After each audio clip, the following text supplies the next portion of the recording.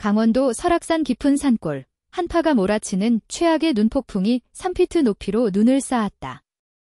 38세의 전 산악구조대원 김민수는 6개월 전 치명적인 산악사고로 다리 부상을 입고 생존자의 죄책감에 시달리며 이 외딴 오두막으로 숨어들었다.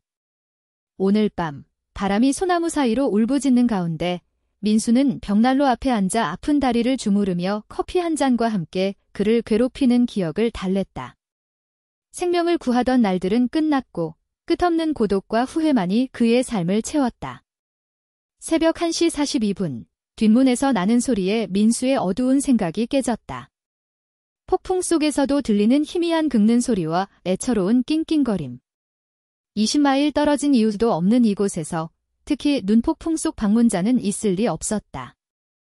호기심이 경계를 이겼다. 목발을 잡고 절뚝이며 문으로 다가간 민수는 문을 살짝 열었다. 그곳 현관 눈더미에 쓰러진 채로 진돗개 한 마리가 있었다. 한때 강인했던 몸은 뼈만 남았고 털은 얼음으로 뒤덮인 채 엉겨 있었다. 목에 묶인 낡은 밧줄은 잔인한 버림의 흔적이었다. 맙서사 민수는 속삭이며 구조대원 본능으로 상황을 파악했다. 개는 저체온증에 걸렸고 굶주렸으며 죽음 직전이었다. 그 엠버빈 눈동자는 희미한 의식 속에서 민수와 마주쳤고 마지막 도움을 구하는 간청을 전했다. 민수는 망설이지 않고 얼어붙은 개를 안아들었다. 다친 다리가 항의했지만 진돗개의 체중은 놀라울 정도로 가벼웠다.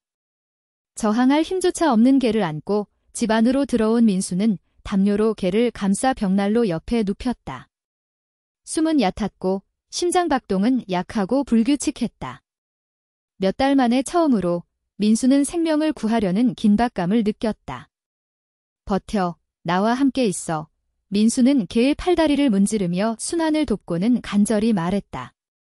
눈보라가 쌓이고 바람이 애처롭게 울부짖는 가운데 민수는 낯선 진돗개의 생명을 위해 밤새 싸웠다. 이 불청객이 자신의 구원이 될 줄은 꿈에도 몰랐다. 새벽이 되자 폭풍은 잦아들었다. 민수는 잠을 자지 않고 기적적으로 밤을 버틴 진돗개 곁을 지켰다. 개는 여전히 위태로웠다. 심각한 탈수와 영양실조, 동상에 걸린 발, 어깨에 감염된 상처. 수의사가 필요해. 민수는 약한 맥박을 확인하며 중얼거렸다. 하지만 최소 이틀은 눈에 갇혀 꼼짝할 수 없었다. 민수는 목에 잔인한 밧줄을 풀어냈고 그 아래 드러난 상처 입은 피부를 보았다. 진돗개에게는 목걸이도 이름표도 어디서 왔는지 누가 이런 혹독한 조건에 버렸는지 알릴 단서도 없었다. 민수가 상처를 조심스레 닦아주는 동안 진돗개의 눈이 떠지며 경계심 섞인 혼란으로 그를 바라보았다. 천천히 도우려는 거야. 민수는 달랬다. 놀랍게도 진돗개는 고통에도 불구하고 으르렁거리거나 물지 않았다. 대신 인간 같은 지성으로 민수의 모든 움직임을 관찰했다. 민수가 얕은 그릇에 물을 내밀자 진돗개는 약하게 물을 핥고는 지친 신뢰의 표시로 민수의 손에 머리를 얹었다. 그 단순한 접촉, 몇 달 만에 처음으로 생명체와 나눈 촉감은 민수 안의 벽을 무너뜨렸다. 사고 이후 억눌렀던 눈물이 흘렀다. 우리 둘 다 많이 망가졌지. 민수는 꾸준한 엠버빈 눈으로 자신을 바라보는 진돗개에게 말했다. 하지만 아직 여기 있잖아. 그날 민수는 진돗개에게 묽은 육수를 조금씩 먹이고 상처에 소독약을 바르고 동상 입은 발에 임시 신발을 만들어 주었다. 진돗개는 고통스러운 처치에도 이해하듯 참아냈다. 저녁이 되자 민수는 벽난로 옆에 편안한 잠자리를 만들었지만 진돗개는 민수가 멀어질 때마다 불안해했다. 결국 민수는 바닥에 앉아 다친 다리를 뻗고 진돗개 옆에 머물렀다. 내가 잠들 때까지만 그는 약속했다. 어둠이 산을 덮자 민수는 진돗개에게 자신이 두 사람의 목숨을 앗아간 눈사태와 영구적인 부상, 악몽, 수술, 그리고 실패의 상징처럼 느껴져 서랍에 처박은 메달들에 대해 털어놓았다. 그들을 구하지 못했어. 그는 고백했다. 최고여야 했는데 실패했어. 진돗개는 민수 곁으로 다가가 야른 몸을 밀착하며 따뜻함을 나누었다. 그 단순한 행동에는 깊은 메시지가 담겨 있었다. 때로는 구원받는 것이 구원하는 것만큼 중요하다는 것. 6개월 만에 처음으로 민수는 악몽 없이 잠들었다. 도로가 뚫리기까지 사흘이 걸렸다. 그 시간 동안 민수와 그가 바람이라 이름 지은 진돗개의 유대는 놀라울 정도로 깊어졌다. 약한 상태에도 바람이는 민수를 따라 오두막을 다녔고 자신의 건강보다 민수의 안녕을 더 신경 쓰는 듯 했다. 내가 환자여야지. 민수는 넷째 날 아침 다리 통증으로 앉아 마사지할 때 불안하게 곁을 지키는 바람이에게 말했다. 바람이의 힘이 서서히 돌아오자 그의 성격이 드러났다. 지적이고 온화하며 민수의 필요를 놀라울 정도로 예측했다. 민수가 목발로 힘들어하면 바람이는 곁에서 단단한 몸으로 지지대를 제공했고 악몽으로 잠에서 깬 민수 곁에서 든든한 존재가 되어주었다. 마침내 마을로 갈 수 있게 된 민수는 바람이를 트럭에 태우고 설악산 아래 양양의 한빛 동물병원으로 향했다. 바람이는 오두막을 떠나는 것에 불안해하며 민수를 계속 바라보았다. 다시 올 거야. 민수는 약속하며 바람이를 적어도 원래 집을 찾을 때까지 곁에 두기로 이미 마음먹었다. 40대 초반의 따뜻한 눈빛과 단호한 태도의 수의사 박지영은 바람이를 꼼꼼히 진찰하며 민수의 설명을 들었다. 심각한 영양실조에 어깨에 감염된 상처가 있어요. 그녀는 어깨를 조심스레 만지며 말했다. 밧줄 자국과 발바닥 상태로 봐서 밖에 묶여있다가 풀려나 먼 거리를 이동한 것 같아요. 눈폭풍 속에서 민수는 버린 사람에 대한 분노로 목소리가 굳었다. 박지영은 엄숙히 고개를 끄덕였다. 살아있는 게 기적이죠. 이런 상태의 동물은 그 폭풍을 버티지 못했을 거예요. 그녀는 민수를 바라보았다. 사실 그날 밤 둘 다 운이 좋았어요. 무슨 뜻이죠? 진돗개는 놀라울 정도로 똑똑해요. 믿을 사람을 고를 때 절대 우연이 아니죠. 그녀는 고통에도 불구하고 차분한 바람이를 보며 미소 지었다. 이 녀석은 잘 선택했어요. 항생제, 특수사료, 치료 지침을 들고 병원을 나서며 민수는 박지영의 말을 곱씹었다. 바람이가 자신처럼 구원이 필요한 사람을 찾아낸 걸까? 그날 저녁, 바람이가 조심스레 첫 끼니를 먹는 동안 민수는 지역 보호소와 경찰에 전화해 유기견 신고를 했다. 실종된 진돗개를 찾는 사람은 없었다. 한 보호소 직원은 바람이가 고의로 버려졌을 가능성이 높다고 단언했다. 이 산골에선 사람들이 문제를 버리고 가는 일이 흔해요. 눈이 다시 내리는 저녁, 민수는 현관 계단에 앉아 고요한 설악산 숲을 바라보았다. 바람이가 오두막에서 나와 곁에 앉았고 두 어깨가 닿았다. 바람이의 존재는 광활한 야생을 덜 공허하게, 침묵을 덜 절대적으로 만들었다. 내가 나타나기 전엔 그냥 시간을 때우며 살았어. 살아가는 게 아니라 그냥 존재했지? 바람이는 민수의 무릎에 머리를 얹으며 이해한다는 듯한 눈빛을 보냈다. 2주가 지나며 조용한 일상이 이어졌다. 바람이의 외모는 놀라울 정도로 변했다. 털은 빛을 되찾았고 몸은 채워졌으며 34살로 보이는 젊은 나이를 보여주는 활기가 돌아왔다. 어깨의 상처는 초승달 모양 흉터로 아물었다. 민수도 변했다. 바람이를 돌보는 책임은 무의미하게 흐르던 날들의 구조를 부여했다. 겨울에도 아침 산책은 부담이 아닌 즐거움이 되었다. 오랫동안 중단했던 물리치료를 바람이를 관객으로 다시 시작했다. 다리는 예전 같을 수 없어. 민수는 운동 중 바람이에게 설명했다. 경력 끝났다고 했지. 바람이는 고개를 기울이며 민수의 흉터진 다리에 발을 얹었다. 마치 더디 아픈지 보여줘라고 말하는 치료사 같았다. 민수는 낯선 웃음을 터뜨렸다. 넌 대단해, 알지? 바람이를 찾는다는 공고를 냈지만 민수는 아무도 나타나지 않기를 바랐다. 바람이는 이미 그의 삶에 없어선 안 될 존재였다. 박지영과의 후속 진료 중 그녀는 놀라운 제안을 했다. 산악구조 경력과 바람이의 지능이라면 치료견이나 구조견 훈련을 고려해볼 만해요. 민수의 거부감이 얼굴에 드러났는지 그녀는 부드럽게 덧붙였다. 앞으로의 길이 과거와 같을 필요는 없어요. 때론 더 나을 수도 있죠. 그날 밤, 민수는 잠을 이루지 못했다. 충동적으로 사고 이후 잊혔던 구조훈련 매뉴얼을 꺼냈다. 바람이는 즉시 곁에 앉아 장비 그림을 흥미롭게 킁킁거렸다. 넌 이걸 잘할 거야. 민수는 바람이의 귀를 긁으며 말했다. 여기서 실패한 구조대원과 앉아있는 것보다 나을 거야. 바람이는 매뉴얼에 발을 단단히 얹고 민수를 바라보며 함께할 수 있어 라고 말하는 듯 했다. 그 주 후, 보호소에서 전화가 왔다. 민수의 공고를 보고 한 가족이 바람이를 잃어버린 애완견으로 인식했다고 했다. 다음 날 확인하러 오겠다고. 소식은 바람이가 버려진 게 아니라 잃어버린 것일 수 있다는 확인이어야 했지만 민수에게는 충격이었다. 그날 저녁, 민수는 벽난로 곁에서 평화롭게 잠든 바람이를 보며 오두막이 없는 삶을 상상했다. 견딜 수 없었다. 아침, 무거운 눈과 더 무거운 마음으로 민수와 바람이는 현관에서 기다렸다. 바람이는 민수의 괴로움을 느끼며 곁에 바짝 붙었다. 내 가족이 잘 대해줬다면 집으로 돌아가야 해. 민수는 아픈 말투로 말했다. 바람이는 민수의 다친 다리에 더 세게 기댔다. 여기가 내 집이야 라는 메시지였다. 빨간 SUV가 진입로에 멈췄다. 30대 부모와 어린 두 자녀가 내렸다. 바람이는 그들을 보고도 움직이지 않았고 아무런 반응도 보이지 않았다. 가족이 다가오자 바람이는 불안하게 민수 곁으로 더 붙었다. 저희 렉스가 아니에요. 여성이 실망한 목소리로 말했다.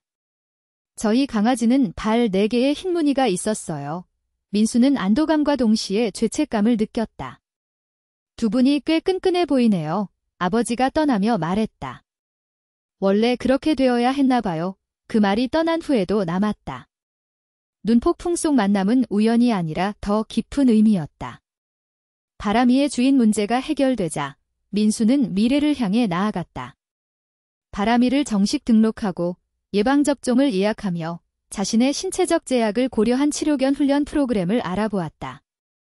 봄이 설악산에 찾아와 눈을 녹이고 새로운 풍경을 드러냈다. 4월의 맑은 아침, 민수는 캠핑 장비를 트럭에 싣고 바람이는 흥분하며 감독했다. 첫 야영이었다. 너무 무리하지 않을게 민수는 약속했다. 2마일 걸어 작은 호수에 도착한 민수는 예전보다 안정적인 걸음으로 걸었다. 바람이는 자연스러운 우아함으로 움직이며 민수의 진행을 자주 확인했다. 호수반 야영지에서 민수가 간단한 저녁을 준비하며 지난 4개월의 변화를 돌아보았다. 고립으로 몰아넣었던 슬픔은 목적으로 바뀌었다. 다리는 여전히 아팠지만 더 이상 그를 정의하지 않았다. 악몽은 줄었고 오면 바람이의 존재가 그를 안전으로 이끌었다. 놀라운 건 뭔지 알아? 민수는 산을 금빛과 붉은 빛으로 물들이는 일몰을 보며 말했다. 모두 내가 널 구했다고 생각하지만 사실은 내가 날 구했어. 바람이의 지적인 눈빛은 그들의 공통된 여정을 이해하는 듯 했다. 별이 떠오르는 텐트 위로 드물게 신호가 잡힌 민수의 전화가 울렸다. 박지영의 문자였다. 완벽한 타이밍이에요. 양양군 구조대가 생존자 지원 K9 치료팀 자원봉사자를 찾고 있어요. 다음 달 훈련 시작. 두 분이 딱 떠올랐어요. 관심 있으신가요? 민수는 바람이를 보며 확신을 느꼈다. 파트너, 새 임무 준비됐어. 바람이의 꼬리가 텐트 바닥을 쳤다. 답은 분명했다. 여름, 설악산은 야생화로 빛났다. 민수와 바람이는 치료견 훈련 프로그램의 마지막 세션을 마쳤다. 바람이는 건강과 자신감의 화신이었고 민수는 재활로 눈에 띄는 절뚝거림이 줄었다. 두 분은 타고났어요. 훈련 코디네이터 이소연, 리소연, 이 바람이가 피해자 시뮬레이션에서 완벽히 수행하는 모습을 보며 말했다. 치료 작업은 바람이의 인간 감정에 대한 놀라운 민감성을 드러냈다. 그는 눈에 보이기 전에 괴로움의 신호를 감지하고 정확히 위로를 제공했다. 민수의 의료 배경과 트라우마 경험이 이들을 위기 상황에서 독보적으로 만들었다. 첫 공식 임무는 예상보다 빨리 왔다. 설악산 근처 백담산에서 하룻밤 실종된 등산객 가족. 민수와 바람이는 수색에 직접 참여하진 않았지만 기지 캠프에서 불안한 가족을 지원했다. 트레일헤드 지휘센터에 주차하며 민수는 마지막 구조의 기억이 떠올랐다. 손이 핸들을 꽉 쥐었고 숨이 빨라졌다. 바람이는 즉시 민수의 팔에 발을 얹으며 불안 신호를 보냈다.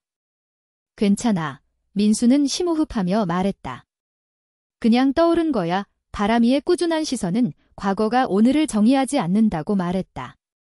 그 긴 하루, 수색대가 산을 뒤지는 동안 민수와 바람이는 기다리는 가족과 함께했다. 바람이는 본능적으로 가장 필요한 곳에 위로를 제공했다. 일몰 무렵 라디오가 10대 2명이 안전하지만 춥고 겁먹었다는 소식을 전했다. 갑자기 바람이의 행동이 변했다. 그는 트레일 입구를 향해 목적 있게 움직이며 긴장하지 않은 채 멀리 응시했다. 몇 분 후 수색팀이 10대들과 함께 나타났다. 바람이는 그들의 접근을 누구보다 먼저 감지했다. 더 놀라운 일은 이어졌다. 바람이는 가장 괴로워하던 16세 소녀에게 다가가 조용히 곁에 앉았다. 그녀는 즉시 그를 끌어안으며 위로를 찾았다. 어떻게 아는 거지? 소녀의 어머니가 나중에 물었다. 잃어버리고 찾아지는 게 뭔지 알아요. 민수는 간단히 답했다. 그날 밤 별빛 아래 집으로 돌아가며 민수는 깨달았다. 실패한 구조의 트라우마에서 완전히 회복하지 못했지만 그 상처가 바람이와 연결되고 새 일을 할 수 있게 했다. 그의 망가짐은 실패가 아니라 여정의 일부였다. 집에서 바람이가 정형외과용 침대에 자리 잡자 박지영의 이메일이 왔다. 강원도 인제에서 강아지 공장 단속으로 여러 진돗개가 구조되었다는 기사였다. 알고 싶으실 것 같아서요. 그녀는 썼다. 기록에 바람이와 비슷한 나이와 특징의 수컷 진돗개가 경비견 훈련에 너무 온순하다며 반품된 후 운송 중 탈출했다고 나와요. 많은 걸 설명하죠. 민수는 평화롭게 잠든 바람이를 보며 분노와 감사로 가슴이 뛰었다. 잔인한 거절이 바람이를 그 중대한 밤 민수의 문 앞에 데려왔다. 너무 온순해. 민수는 속삭였다. 그들의 손실, 우리의 이득. 1년 후 민수는 같은 현관에 서서 바람이가 소규모 훈련생들에게 수색 패턴을 능숙히 보여주는 모습을 지켜보았다. 오두막은 두 번째 기회 K9 훈련센터로 변모해 위기 상황의 치료 및 지원견을 전문으로 했다. 핸들러와 개의 유대가 전부예요. 민수는 설명했다. 신뢰, 일관성, 상호 존중으로 만들어지죠. 이들은 도구가 아니라 파트너예요. 훈련이 끝난 후 민수와 바람이는 계곡을 내려다보는 바위 전망대, 그들의 일과를 마무리하는 장소로 갔다. 1년, 민수는 바람이의 머리에 손을 얹으며 말했다. 믿기 힘들지. 그 해의 변화는 놀라웠다. 민수의 고립된 삶은 지역 응급 서비스, 주말 훈련 프로그램, 동료 핸들러 및 응급대원 네트워크로 확장되었다. 그의 전문성과 트라우마 회복 경험이 치료 작업을 통해 새롭게 표현되었다. 가장 의미 깊은 것은 오두막 벽을 장식한 편지와 사진들이었다. 바람이가 위로한 위기 생존자들의 감사였다. 바람이는 고통을 압도당하지 않고 인간의 고통을 인정하는 품위와 온화함으로 필요한 일을 찾아갔다. 박지영 선생님이 어제 우리를 뭐라고 불렀는지 알아? 민수는 독수리가 계곡 위를 나는 모습을 보며 말했다. 상처받은 치유자라던데 망가졌던 경험이 다른 이들을 다시 일으키는데 도움이 된대. 바람이의 눈빛은 그들의 여정, 고통을 봉사로 바꾸는 매일의 선택, 둘을 구한 깊은 유대를 담고 있었다. 어둠이 산을 덮자 그들은 함께 오두막으로 돌아갔다. 민수의 절뚝거림은 미미했고 바람이는 그의 속도를 완벽히 맞췄다. 집의 불빛은 고립의 장소가 아닌 새 시작의 등불로 따뜻하게 빛났다. 민수는 인증서와 상패 옆 명예로운 자리를 차지한 액자를 멈춰 바라보았다.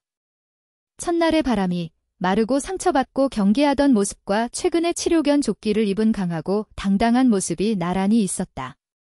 그 사이에 간단한 문구가 있었다. 가장 망가진 영혼이 가장 강한 치유자가 된다.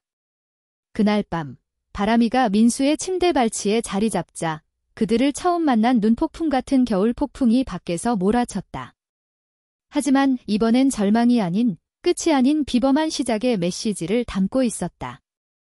낯선 이의 문을 긁던 버려진 진돗개는 충격적인 변화를 이끌었다. 단순한 구조가 아니라 두망가진 삶을 더 온전하고 목적 있는, 혼자서는 불가능했던 아름다운 것으로 바꾼 여정이었다.